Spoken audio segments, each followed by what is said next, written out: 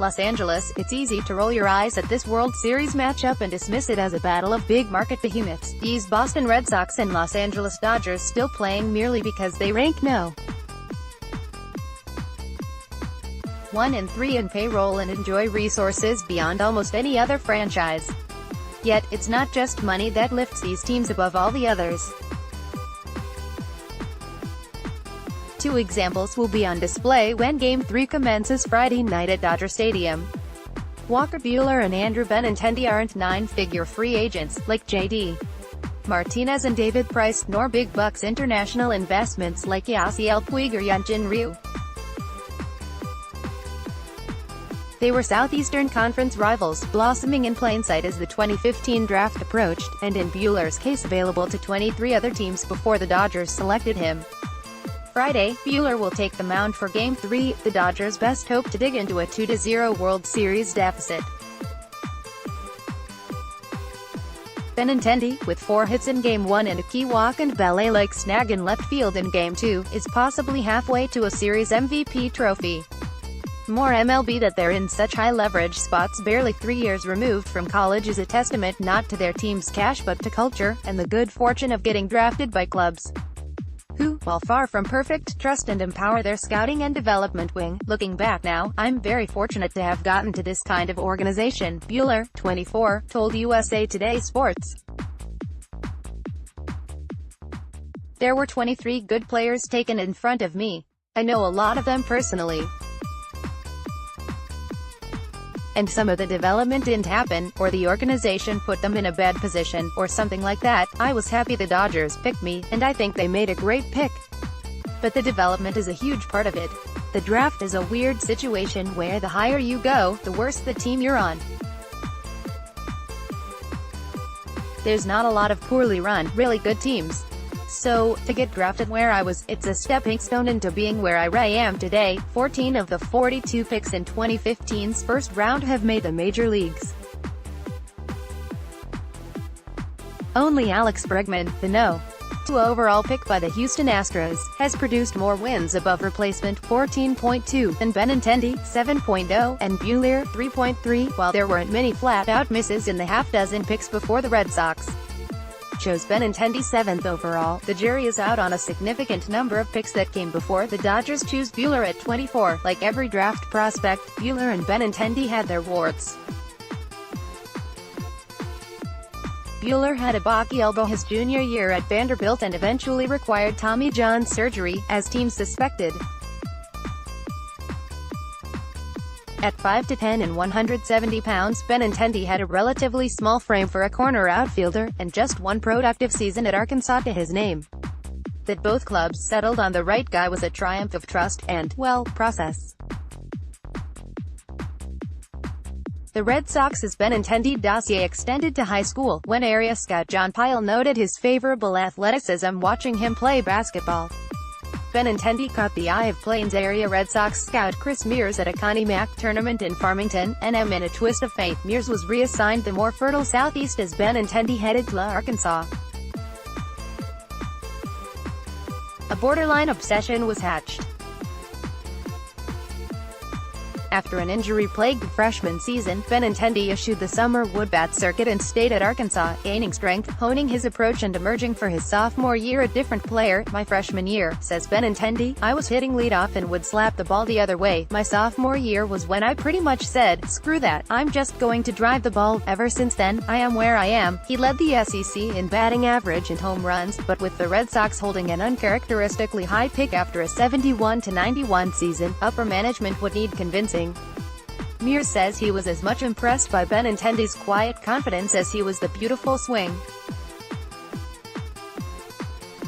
He turned in what Mike Reichard, running his first draft as the Red Sox's scouting director, termed a very aggressive report. It was an eye-opener, says Reichard, now the Red Sox's vice president of scouting.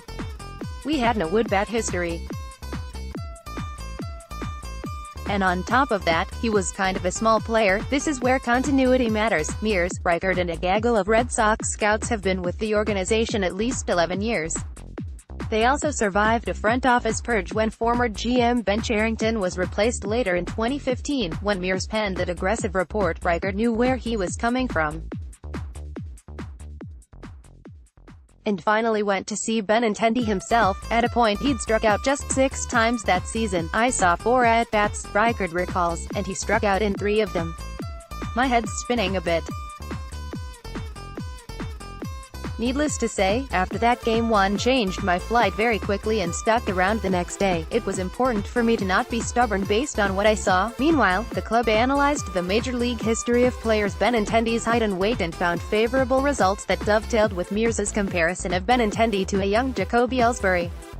By draft day, Benintendi was number 2 on the Red Sox's board, behind only Bregman. "We've been together for a long, long time," says Reichard. "Knowing each other has been a huge part of our success.